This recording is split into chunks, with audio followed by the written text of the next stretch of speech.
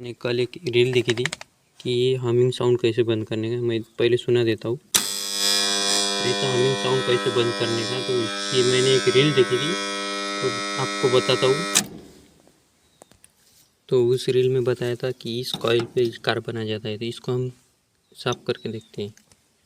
इसको खोल के बताता हूँ मैं। इसको खोलने का ये नट है, ये खोल दिया मैंने, अभी चेक करके निकाल के बताता हूँ, रुको। तो देख लो,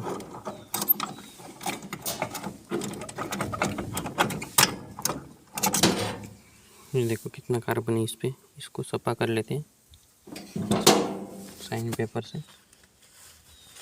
इस साइन पेपर से हम इसको सफा कर लेते हैं। सफा करके दिखाता हूँ मैं। देखो मैंने इसको सफा कर लिया है। अभी इसके अंदर भी वैसे होगा, उसको भी सफा कर लेते हैं। इसके अंदर ऐसे उंगली डाल, अभी इसको लगा के बताता हूँ आपको।